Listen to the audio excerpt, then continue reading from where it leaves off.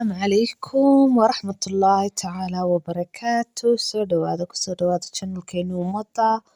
Fadlan channelka subscribe saar, like, share iyo comment waad mahadsantihiin. Maanta waxaanu joognaa wadankaasi Suudaan, khaasatan magaalada la dhaho Khartoum. Qisadan ayaa waxay dhacday sanadkii 2018. Waxay ku beegnayd xilli Rabadaana. Reer Suudaaniyiin ka kooban aabe, hooyo iyo inan ay dhaleen. Aabuhu wuxuu jiray 60, hooyaduna 50 jirtay. Inankooduna wuxuu ahaa wiil dhalinyaro ah oo dhowr iyo 20 jira. Halkaa ayay ku noolaayeen.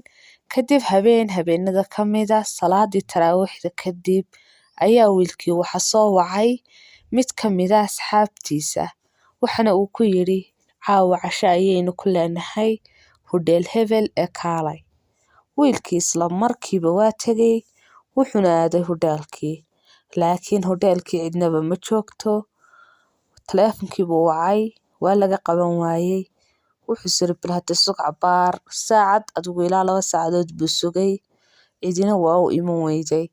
Waxa uu tagay ninkii maamulaha hoteelka ka ahaa. Wuxuu yidhi magacyadaasi ma sii qabsadeen yacni kuraas oo ma yidhaahdeen waanu imanaynaa mayuu ku yidhi. Wiilkiina wuxuu siri waa pranks asxaabtaada kugu dhagayaan. Waxa uu soo aaday dhankii gurigoodii markuu saa ilinka uga soo galay wuxuu maqlay qayladii hooyadii. Wiilkii baa soo orday.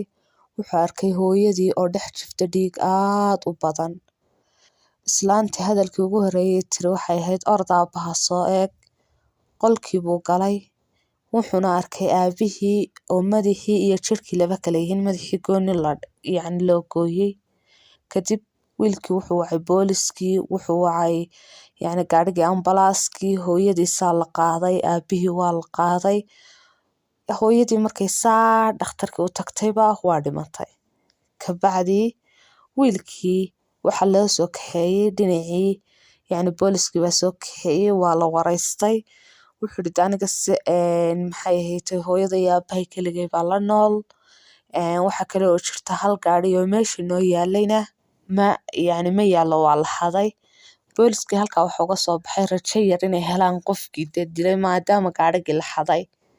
Kabacdi waxay dhaheen gaarigan yaale wuxuu yidhi gaarigan aabahay ayaa hadiyad ahaan waxa ugu siiyay wiilal uu adeerkay dhalay lacag bay iska ururiyeen maadaama xaaladayada maadi ahaan ay xoog u liidato.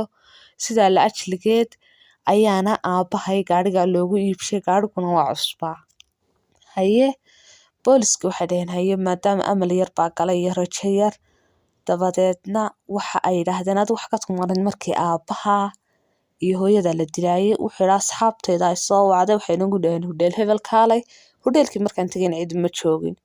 Waxay dhaheen yaa caddayn kuwa. Wuxuu yidhi caddayn cidnaba ma joogin hudheelkii laakiin inaan maamulaha weydiiyay oo yacni intaasan caddayn u haystaa aan hudheelkii tagay. Waxa lagu yidhi haye waxaad samaysaa keen lambarkii ku soo wacay ma garanaysaa. Wuxuu yidhi haa waa wiil aanu saaxiib nahay laakiin yacni miyihin saaxiibba isku dhow beri dhaweed baan isbarinay isagaana soo wacay. Booliskii lambarkii markay saa u heleen ninkiina heleen waa la soo qabtay. Isla markiiba ninkii waa qirtay. Wuxuu yidhi anigu waxaan doonayay gaariga inaan xado. Odaygan maxay tahay islaantan aan u tagay waxaan ku yidhi keen furihii anagoo 4. Kabacdina odaygu waa noo diiday. Mid ka mid ah asxaabtaydii ayaa wuxuu sitay faash hal mar uu ku dhuftay. Waxa kala go'ay madaxii iyo jirkii kale. Islaantiina hal mar buu ku dhuftay. Iyada markaa lugta ayuu ka gooyay oo dhiig bax badan oo yacni iyo teedii ku jirtay. Sidaa ayay ku dhimatay. Kabacdina wuxuu yidhi gaarigii baan kaxaysanay.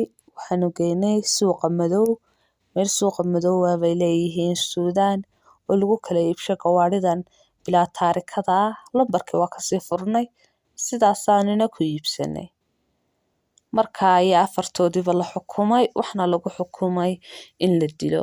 Waxa la xukumay sanadu markay ahayd 2018. Waan rajeynayaa inaad ka heshay.